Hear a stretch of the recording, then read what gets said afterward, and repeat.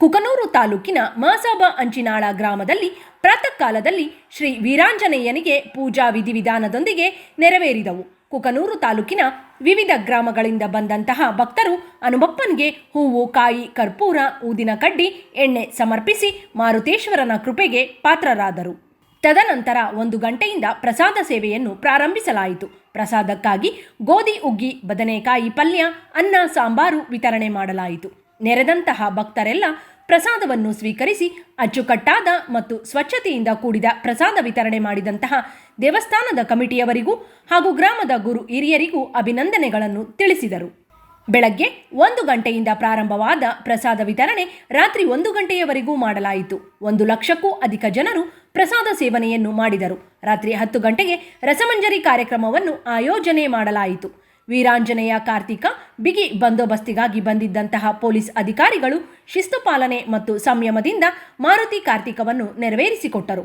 Police ಇಲಾಖೆಯ ಶಿಸ್ತು ಪಾಲನೆಯ ಸೇವೆಯನ್ನು ಸಾರ್ವಜನಿಕರು ಕೊಂಡಾಡಿದರು. ಈ ಸಂದರ್ಭದಲ್ಲಿ ದೇವಸ್ಥಾನ ಕಮಿಟಿಯ ಆಡಳಿತ ಮಂಡಳಿಯವರು, ಸ್ಥಳೀಯರು, ಪರಸ್ಥಳದಿಂದ ಬಂದ ಭಕ್ತರು ಪಾಲ್ಗೊಂಡಿದ್ದರು.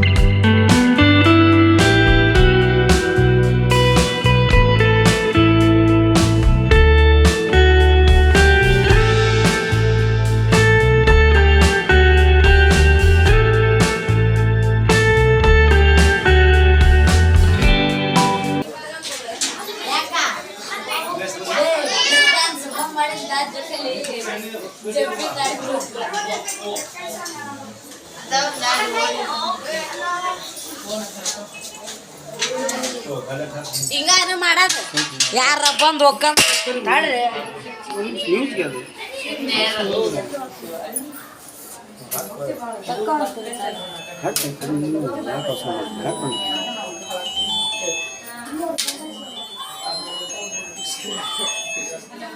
ಹಲೋ,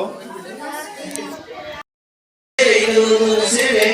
ಆದ್ದರಿಂದ ಸೇವೆಯನ್ನ ನೀವು ಸರಿಯಾಗಿ ಮಾಡಿದಾಗ ಮಾತ್ರ ನಾವು ದೇವರ ಕೃಪೆಗೆ ನೀವು ಪಾತ್ರರಾಗುತ್ತೀರಿ. ಅದು ಕೂಡ ಒಂದು ಸೇವೆ. ಆ ಸೇವೆ ನೀವು ಸಾಕನ್ನ ಸರಿಯಾಗಿ ತೊಳೆಯಿರಿ. ಯಾಕೆ ನೀವು ಸರಿಯಾಗಿ ತೊಳಿತಾ ಇಲ್ಲ ಅಂತ ಅದಕ್ಕೆ ನಮ್ಮ ಕಾರ್ಯಕರ್ತರು ಅವರಿಗೆ ನಾವು ಹೇಳ್ತಾ ಇದ್ದಾರೆ.